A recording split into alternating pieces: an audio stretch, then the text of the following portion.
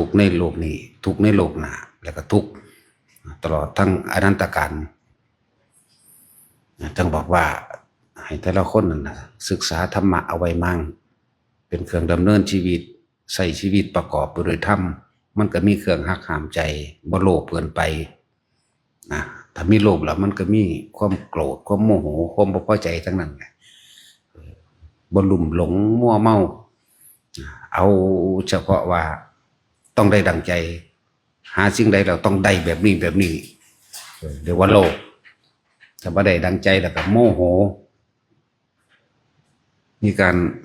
ฆ่ากันแย่งชิงกันนั่นแหละเมาแต่การทำมาหากินเพื่อสิเอาชนะทั้งความเห็นเป็นไงทั้งเอาตนตระกูลตัวตนเป็นไงทั้งเอายศถาบรรดาศักดิ์อำนาจเป็นไงจังว่าบุคคลผู้ใดก็ช่างครอบครัวผู้ใดก็ตามที่บ่มีธรรมะเป็นเครื่องนำในการใส่ชีวิตหาเลี้ยงชีวิตนี่ล้วนแล้วแต่เดินทางเข้าสู่ความตกต่ำสู่ทุกขติเวียนอยู่เฉพาะทุกขตินั่นแหละบ่ได้เกี่ยวกันเด้ก็ว่ารวยก็ว่าจนคนรวยก็ทุกข์คนจนก็ทุกข์ถ้าบ่มีธรรมะมาเป็นเครื่องยึดเหนี่ยวมาเป็นเครื่องเปรียบเทียบแยกแยะผิดถูก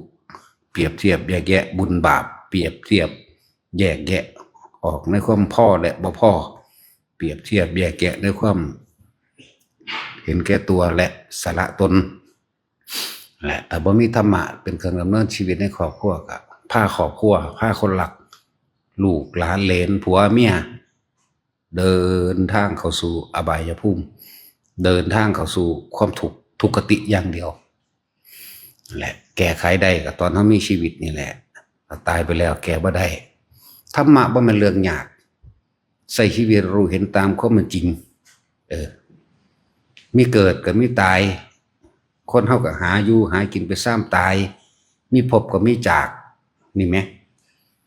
เฮาสิเอาหยังกับมันแท้แค่เฮาก็หาอยู่หากินแบบถ้าจะใช้ชีวิตโดยบ่ให้คนในครอบครัวหรือตัวเองตลอดทั้งผู้เกี่ยวข้องเดือดร้อนเพียงเฮาบ่ไปเบียดเบียนทำลายผู้ใดผู้หนึ่งเสียชีวิตและทรัพย์สินแค่นี้บ่ไปฆ่าไผลักปล้นจี้ข่มขืนข่มเหงน้ำใจไผบ่ไปขี้ตัวโกหกให้ผู้ใดผู้หนึ่งเสียชีวิตและทรัพย์สินบ่ไปกินเหล้าเมายาให้เสียสติแค่นี้ก็ปลอดภัยแล้วแค่นี้ก็หายกังวลก็ใช้ชีวิตอย่างได้ปกติบ่เดือดร้อนบ่วุ่นวายบ่ว่าสิทั้งโลกนี้และโลกหน้าแหละส่วนครอบครัวที่บ่มีธรรมะที่บ่มีความจริงในชีวิตแต่ละมื้อแต่ละเว้นคิดหาแต่สิเอานั่นได้นั่นเป็นนี่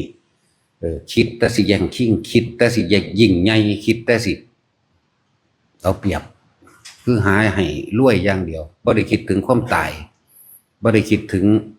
ความเดือดร้อนลำบากของผู้อื่นพร้อมจึงมีแต่การเบียดเบียนข่มเหงรังแกอิจฉาริษยาทะเลาะเบาะแว้งการแกล้งกันเอาชนะกันจังว่าพวกเฮาเอาธรรมะนั่นแหละเป็นแสงนำทางชีวิตตัวเองเป็นความรู้เป็นอย่างที่เฮ็ดให้ทุกคนเดินทางเข้าสู่ความพ้นทุกข์จากการเวียนว่ายตายเกิดได้เขาสิเชื่อบ่เชื่อก็สร้างสิ่งเหล่านี้ถ้าคนคิดได้อารมณ์ใดที่เฮาเก็บมาใคร่ครวญอยู่เรื่อยๆในความบ่พอใจกับคนผู้นั้นผู้นี้อารมณ์ความรู้สึกนั่นแหละคือนรกที่มันยังบ่ทันได้ตายถ้าตายตอนนั้นมันก็ลงเลยเขาว่าอดีตชาติบ่มีแต่เดือนที่แล้วก็ยังมีปีที่แล้วก็ยังจำเมื่อวานนี่แหละแต่สิพูดถึงแล้วนั่นแหละคืออดีตชาติหรือชั่วโมงเมื่อกี้นี่ก็อดีตแล้วถ้าคิดนึกปรุงแต่งไปเกิดอารมณ์ความพอใจมั่งในสิ่งต่างๆบ่พอใจมั่งในเรื่องราวต่างๆของชีวิตนั่นแหละคืออนาคตชาตินั่นแหละจังว่าเรียนรู้ให้อยู่กับปัจจุบันให้มันเป็น ความจริงของชีวิตโลกนี้สัตว์ต้นไม้ภูเขาดินฟ้าอากาศล้วนแล้วแต่หาความจริงยั่งยืนบ่ได้เป็นอนิจจังผู้ใดเข้าไปยึดเอาผู้ใดเข้าไปสำคัญมั่นหมายกับมันก็เป็นทุกข์ทุกข์กับอนัตตาสิ่งทั้งหลายทั้งปวงสู่ความเสื่อมสลายแตกดับบ่มีอย่างกี่เรื่องนี่คือถ้าชีวิตเท่ามีถ้ามาเกิดถ้าแค่ว่าเกิดขึ้นมาแล้วทำมาหากินไปก็ไปตายมีการพบเห็นกันก็เพื่อสิจากกันยังก็บ่กี่เรื่องกรรมคือการกระทำของตนเองเป็นเครื่องกำหนดสุขเป็นเครื่องกำหนดทุกข์ของตนเองกรรมคือการกระทำไปในทางลายไปทางอกุศลคือการเบียดเบียนทำร้ายให้ผู้อื่นเสียชีวิตและทรัพย์สินตลอดทั้งคนและสัตว์นี่คือกรรมแล้วเฮากระทำสิ่งเหล่านี้เอาไว้เฮาก็ต้องไปรับสิ่งที่เฮากระทำเหมือนเดิมเนี่ยบ่หาแต่ว่าชาติหน้าบ่หาแต่ว่าเห็นนรกเดี๋ยวนี้สวรรค์เดี๋ยวนี้ก็ได้ดอกเมื่อวานเนี่ยไปหลักอีหยังของเขาไว้ไปหลักรถจักรยานเขาหลักรถมอเตอร์ไซค์เขาไปหลักอันนั้นอันนี้ของเขาความกังวลและเร่าร้อนเกิดในความรู้สึกของตัวของมันจดจำมันบันทึกแล้วมันก็บันทึกไว้จังสั่นแล้วก็กังวลย่านเขามาจับย่านเขารู้ย่านเสียหน้าย่านเสียเงินย่านติดคุกสารพัดย่านนั่นบ่หาตากล่าวว่าศาสนาเป็นแบบนั้นแบบนี้ก็ได้บ่หาตากล่าวว่าสวรรค์นรกสิมีจริงหรือบ่มีจริงก็ตามเอามันเอาแค่ศาสตร์นี่ก็พอแห้งแล้วหลักอีหยังเข้าไว้ตัวเองยอมรับเองอยู่แล้วว่ากังวลเร่าร้อนบ่เป็นปกติบ่เป็นปกติสุขดอกคิดค่อยระแวงระวังหวาดผวาอยู่กับสิ่งที่ตัวเองไปกระทำมานั่นแหละนี่กรรมเลวอกุศลกรรมทั้งหลายหรือบางแค่ว่าไปทะเลาะเบาะแว้งกันด่าเขาใส่ลายป้ายสีเขาอิจฉาริษยาเขาแนวนั้นแนวนี้ไว้ก็ยังมีความกังวลคือเขาย่านเขากลับมาด่าขึ้นโอ้แต่เขาไปบอกผู้นั้นผู้นี้จังใดเนาะกูจังสิสู้ได้นี่แค่นี้มันก็ฮู้แล้วเรื่องของว่าการรับผลของกรรมที่ตัวเองกระทำเอาไว้เป็นอกุศลกรรมไปฆ่าหมาเขาจังซี่ก็ยังย่านเขามาเอาเรื่องเอาผิดเอาโทษนั่นนี่บ่หาแต่ว่าสวรรค์นรกอยู่ที่เฮาบ่เห็นก็ได้นะจังว่าถ้าเฮาเข้าใจการใช้ชีวิตแบบโดยมีความจริงธรรมะแปลว่าความจริงที่เฮากระทำสิ่งใดไว้เฮาก็ต้องได้รับมันอกุศลกรรมสิ่งนี้ก็สิให้ผลกับเฮาสิ่งนี้เฮาเฮ็ดไว้เมื่อวานนี้หรือเฮาสิตั้งใจเฮ็ดได้มื้อนี้แม่นเฮ็ดลงไปแล้วปุ๊บกังวลคือเก่าอย่างสั่นแล้วไปลักของเขาไปปล้นกี้เขาไปด่าเขาไว้จังซี่กังวลเด้บ่แม่นได้ว่าบ่กังวลเหมือนเดิมถ้าเป็นกุศลกรรมอันเป็นของดีได้บัดได้เคยให้ทานได้เคยรักษาศีลได้เคยไปสวดมนต์ภาวนาได้เคยช่วยเหลือบุคคลผู้อื่นได้เอาข้าวน้ำให้คนเดินทางไกลเขาขอเขากินเขากินได้เอาเงินค่ารถให้เขากลับบ้านสบายเด้นึกถึงแล้วก็สบายนี่ไหมกุศลกรรมอันดีอยู่กับสบายทั้งสั้นแล้วบ่หาตั้งแต่นี่ก็คือสวรรค์ดิบๆเลยคือความสบายใจความสงบความเย็นในความรู้สึกแห่งตนเองบุญก็คือความดับเย็นนั่นแหละนะว่าถ้าบุคคลครอบครัวใดหัวหน้าครอบครัวใดหรือบุคคลใดก็ตามถ้าศึกษาธรรมะแล้วชีวิตบ่ว่าสิโลกนี้และโลกหน้าย่อมเดินทางเข้าสู่สุคติเรื่อยๆจนถึงขั้นว่าพาครอบครัวและคนรักถึงพานิพพานใดคนละจังว่าธรรมะบ่มันเป็นเรื่องของยากแค่รู้ความจริงซื่อกรรมกระทำสิ่งใดดีสิเป็นกุศลกรรมก็ส่งผลแก่เฮาให้เฮาสบายใจสงบใจเย็นใจเลวอกุศลกรรมไปลักไปด่าเขานั่นนี่ก็ส่งผลให้เฮาเล่าร้อนกระวนกระวายใจก็ฮู้ความจริงแบบนี้แหละคือเขาจะเฮ็ดตำรวจมาหยังแต่บ่มาประจับคนทำผิดคนล่วงละเมิดผู้อื่นหมายถึงลักของเขาฆ่าเป็ดฆ่าไก่เขาฆ่าหมาเขา ลักไก่เขาลักนั่นนี่ของเขาก็แล้วแต่กับก็นี่แล้วในนิรบาลอยู่เป็นน้ำจับเอาก็ดีเปรียบเทียบเห็นนี่ว่าหาแต่ว่าตายแล้วจังสิไปรับเด้มันรับศาสตร์นี่แหละรับเดี๋ยวนี้แหละบุญก็เหมือนกันกุศลอันเทศดีเขาได้เคยช่วยเหลือผู้ใดก็แล้วแต่คิดถึงยามใดมันก็บ่กังวลมันก็บ่เล่าร้อนอหย่างใดล่ะนั่นแหละพูดถึงไปในภายภาคหน้า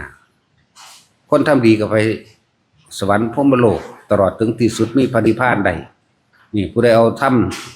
ผู้ใดเข้าใจธรรมะอกุศลธรรมก็เข้าใจทำเลวย่อมไปรับผลแบบนี้กุศลธรรมทั้งหลายกุศลกรรมทั้งหลายก็เข้าใจการทำดีช่วยเหลือบุคคลผู้อื่นมีการให้ทานรักษาศีลภาวนาก็ย่อมไปทางที่สูงสวรรค์พรหมโลกจนถึงนิพพานใดเนี่ยก็เข้าใจนี่ว่าใส่ชีวิตเอาธรรมะเป็นแนวทางในการใส่ชีวิตครอบครัวมันก็พาคนหักพาบุคคลอันเป็นที่รักเป็นผัวเป็นเมียเป็นลูกเป็นหลานและหมู่พวกให้เข้าถึงความจริงอันนี้ได้ธรรมะมันบ่แม่นว่าสิมานั่งอยู่จังซี่ตลอดเพียงแค่เข้าใจความจริงของชีวิตเข้าใจกรรมเข้าใจการกระทำของตนเองเข้าใจแนวทางต่างๆในการใส่ชีวิตอันใดเป็นมิจฉาอันใดเป็นความเห็นผิดอันใดเป็นความเห็นถูกกระทำสิ่งใดไว้ลงไปแล้วก็ได้รับผลของมันแบบนั้นนี่คือเข้าใจธรรมะนี่คือระดับพื้นฐานในการใส่ชีวิตโดยการเอาธรรมะเป็นเครื่องนำชีวิตระดับคนที่เข้าใจแล้วพื้นฐานนี่ทิ่มมาได้แล้วเป็นผู้ห่างจากครอบครัวเป็นผู้ตัดขาดจากครัวเรือนแล้วออกจากเรือนได้แล้วไม่เกี่ยวข้องกับด้วยครัวเรือนเหลือแต่ตัวใจมันเท่านั้นแหละเหลือแต่ความผูกพันเหลือแต่ความอาลัยอาวรณ์เหลือแต่ความกังวลอันอื่นทางกายออกมาได้แล้วบ่เห็นเฮือนแล้วบ่เห็นลูกเราหลานบ่เห็นเมียบ่เห็นผัวแล้วก็เหลือแต่ทางใจนะ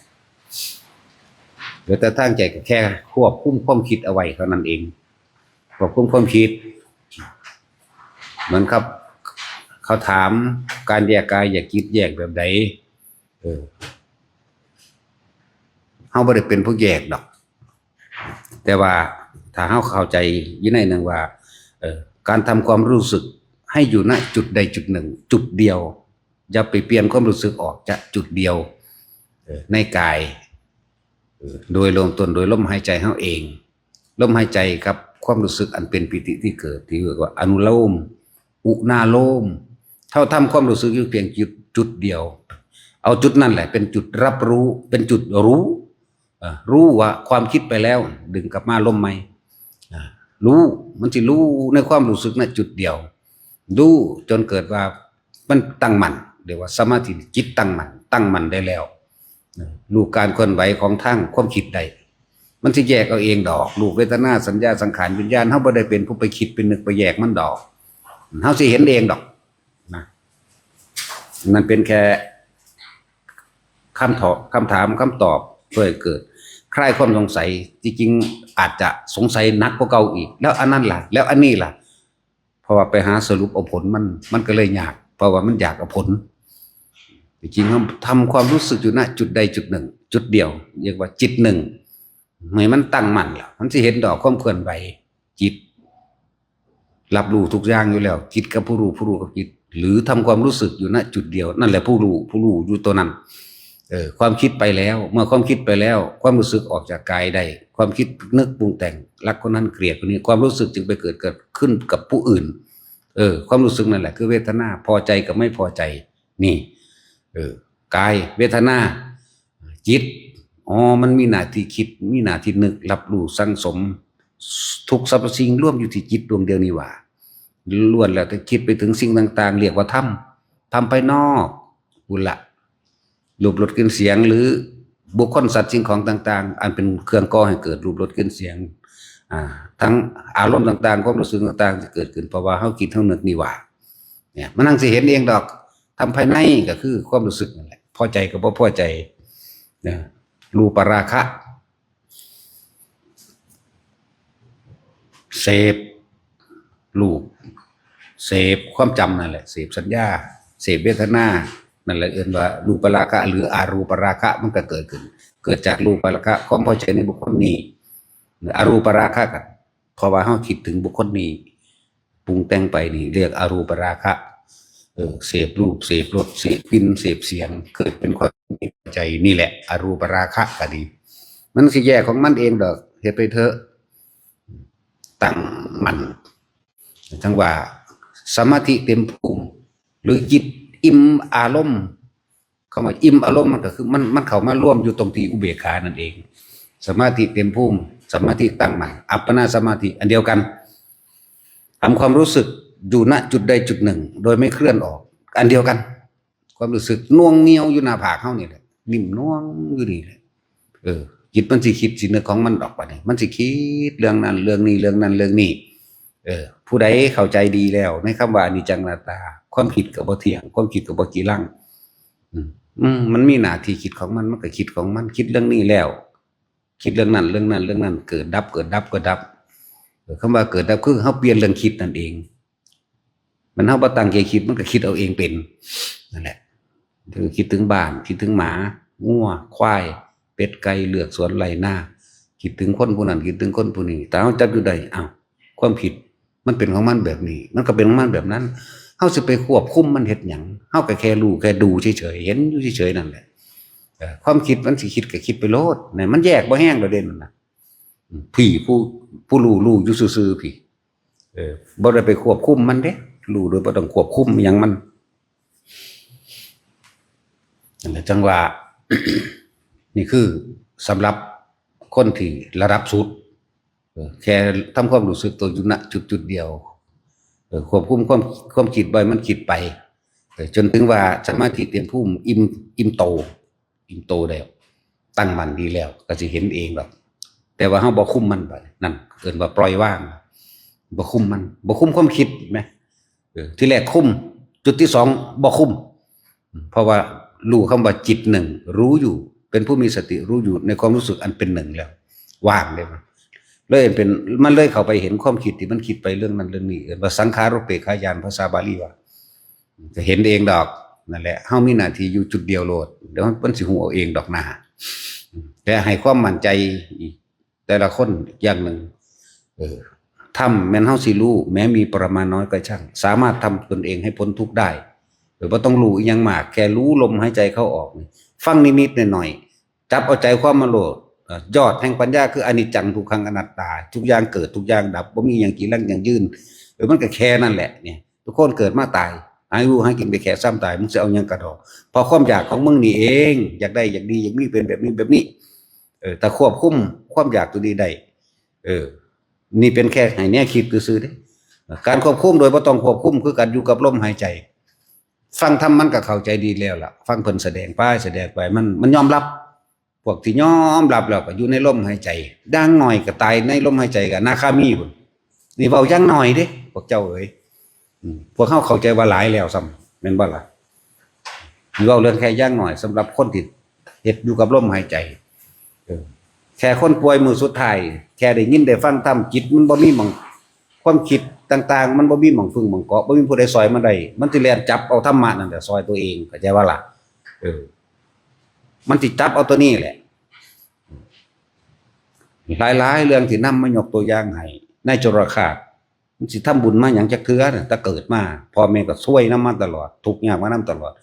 บัดจิตสุดท้ายบัดจิตตายพระสารีบุตรไปแสดงธรรมเอาให้เข้าสู่อนาปานสติตำราบอกว่าอนาคามีแต่ว่าเฮาบอกว่าเป็นอรหันต์เลยตำราว่าจังซั่นแหละบ่มีผู้ใดอยู่แค่นั้นดอกฆ่าคนมาทั้งชีวิตโสเภณีก็เยอะแยะมากมายบัดสุดท้ายก็บรรลุได้คือกันยกมาบ่จำเป็นต้องรู้มากรู้ในปัจจุบันแค่ลมหายใจเข้าออกทุกคนเกิดมาตายทุกสิ่งทุกอย่างหาความที่ยั่งยืนบ่ได้โลกนี้เป็นที่ขังความทุกข์จักว่าแต่เฮายังมีความปรารถนาคือจะส่งความคิดนึกออกไปปรารถนา